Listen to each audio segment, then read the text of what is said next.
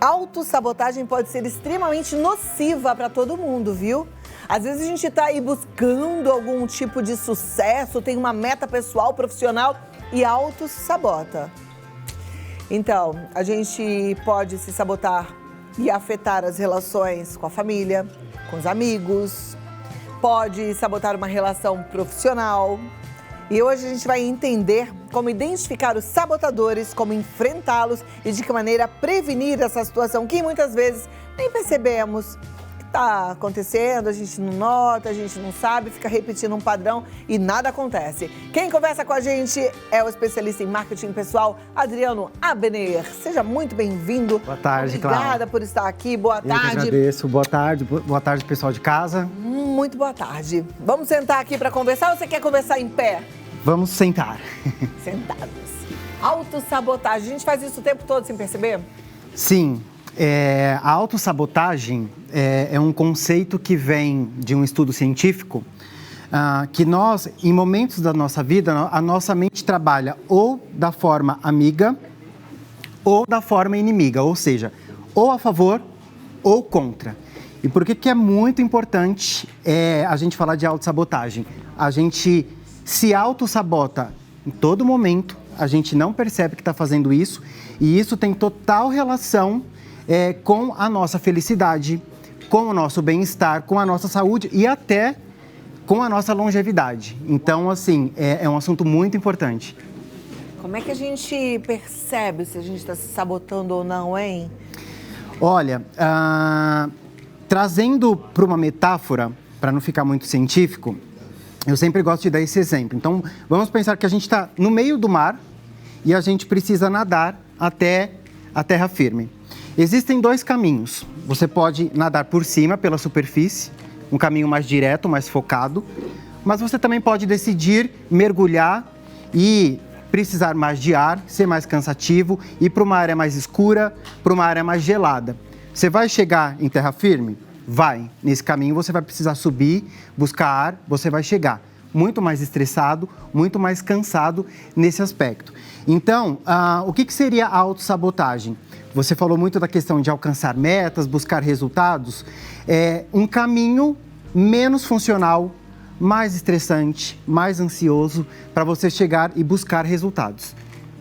A gente tem uma imagem dessa questão que eu falei de mente amiga e mente inimiga, que ilustra muito bem esse aspecto. Por que todos nós nos sabotamos, né? O primeiro ponto que é importante, Clau, é essa questão que a gente fala ali, o cérebro humano, ele foi designado para funcionar com dois focos, ou na sobrevivência ou no foco em desenvolvimento. Na questão da sobrevivência, vem muito até do nosso antepassado. Então, por exemplo, na pré-história, era muito importante que o cérebro fosse focado em sobrevivência. Fazia sentido para aquele tempo. Hoje, nos tempos atuais, ainda faz sentido. Principalmente na infância, quando até ali os nossos 15 anos, a gente não nasce com uma maturidade emocional. Então, o cérebro ele já está programado para buscar, por exemplo, eu preciso ser aceito, eu preciso desenvolver independência, eu preciso desenvolver uma rede de relacionamento.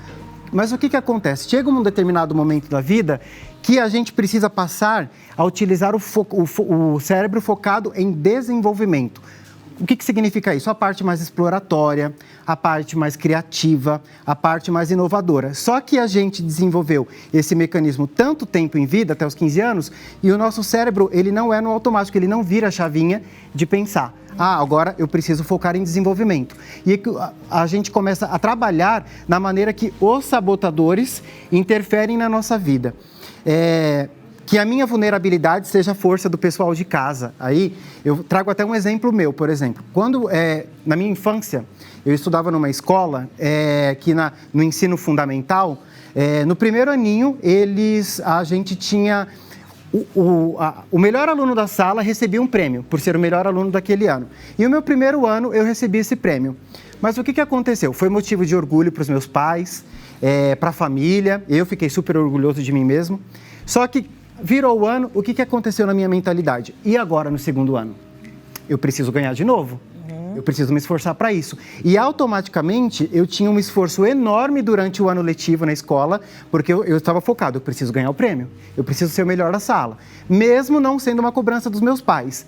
Hoje, na fase adulta, esse mecanismo, eu venho trabalhando a autossabotagem já há algum tempo, mas esse é um mecanismo que vem desde essa infância. Então, por exemplo, às vezes eu me pego pensando, reserva um tempo para poder almoçar com meus pais no domingo ou não? Eu preciso pesquisar tal coisa, eu preciso ler tal livro. Ah, você ficou um viciado em estudo. Depois a gente vai falar dos tipos de sabotadores e eu vou mostrar o meu sabotador, o meu principal sabotador, que começou a se desenvolver na infância. Então, depois de anos, quando eu vim estudando a questão da autossabotagem, que eu fui entendendo, olha, aquele acontecimento na minha infância, como isso veio trazendo consequências e aquilo que foi importante e me ajudou na infância, hoje me sabota, hoje me atrapalha.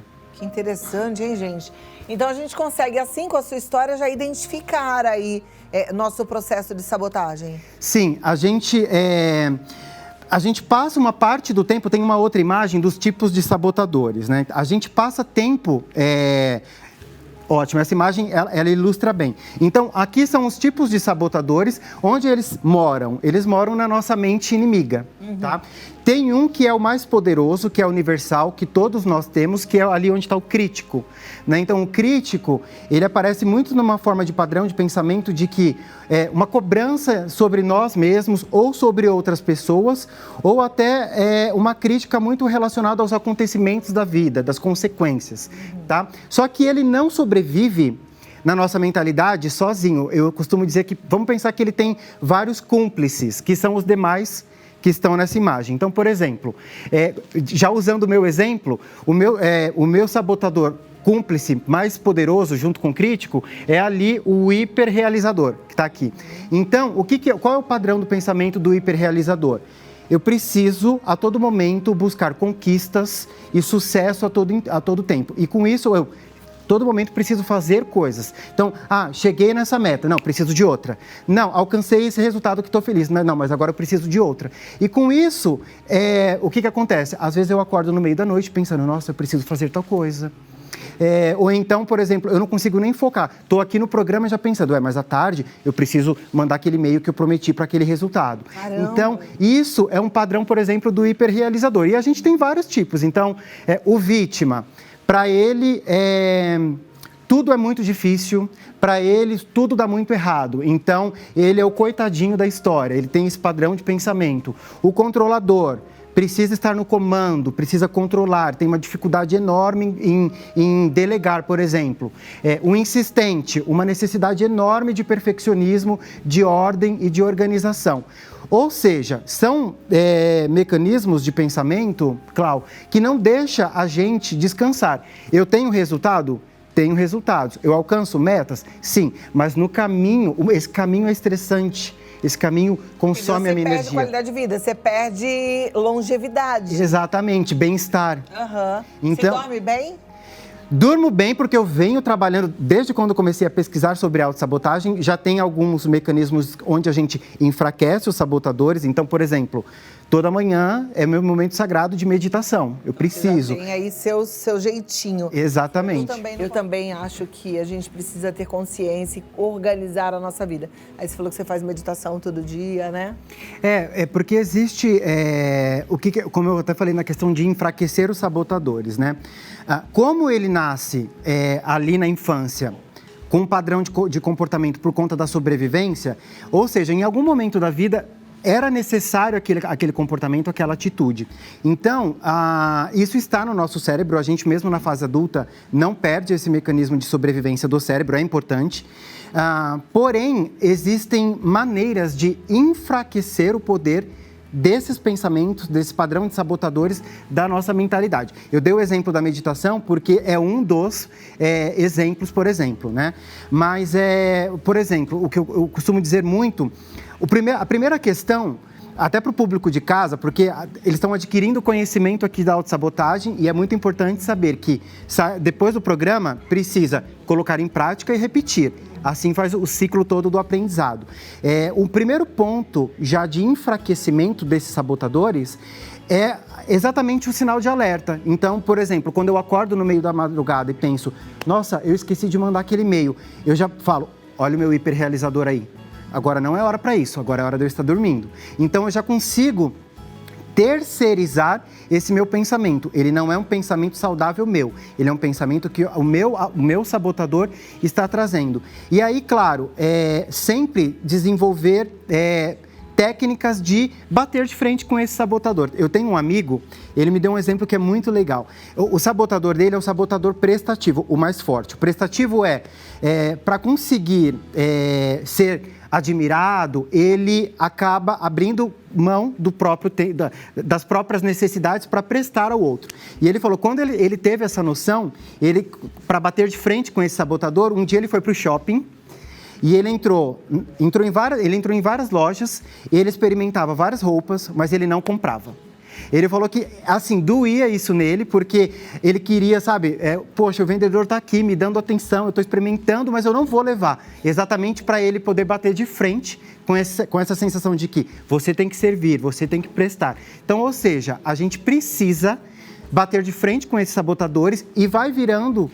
O cérebro, ele é um músculo, né? Como a gente falou aqui de corpo, e ele precisa ser treinado também. A gente tem uma vida inteira treinando o caminho contrário, então precisa ter esse momento contrário agora. Então a gente precisa desenvolver essas técnicas, estar atento poxa, agora meu sabotador que está falando por mim, não sou eu. E bater de frente com esses sabotadores. Maravilha. Tem algum tipo de teste que a gente possa fazer? Sim, inclusive tem um teste gratuito, na verdade são 2 testes de um site chamado Companhia das Letras, /teste inteligência positiva. Nesse site você pode fazer gratuitamente 2 testes, um mais quantitativo, tá? Então, o que ele vai medir? Ele vai medir o tempo, em porcentagem de tempo, quanto que você fica na sua mente amiga e quanto que você fica na sua mente inimiga. Nossa, gente, está aparecendo aí no vídeo, olha, o endereço desse site. Isso. Eu quero, depois vocês me mandam, porque eu não posso perder isso, quero fazer. E o segundo teste do site, ele é mais qualitativo, aí ele vai aprofundar. Como é que você se auto-sabota? O seu sabotador cúmplice principal. Como é que você ameniza isso? De onde vem esse pensamento? Super interessante, relatórios bem complexos, gratuito nesse site. Que máximo! Puxa, amei. Esse bate-papo foi bom, né, gente? Mas a gente ficou com gostinho de quero mais, né, Adriano? Você volta? Volto. A gente vai ter que ir aprendendo pouco a pouco. Hoje eu acho que você já deixou aí um bom dever de casa. A gente tem tarefa, viu? Foi o que ele falou. Ouviu? Vamos embora reforçar o que a gente aprendeu e praticar. Exatamente. Aí a gente muda a vida, tá? E o Adriano, ele tá no Adriano Abner Oficial no Instagram e ele tem um canal no YouTube também. Entra lá, Adriano Abner. Aí você vai aprender mais com ele, tá certo? Muito obrigada. Eu que agradeço, Clau. E até a próxima. Até a próxima. Bom?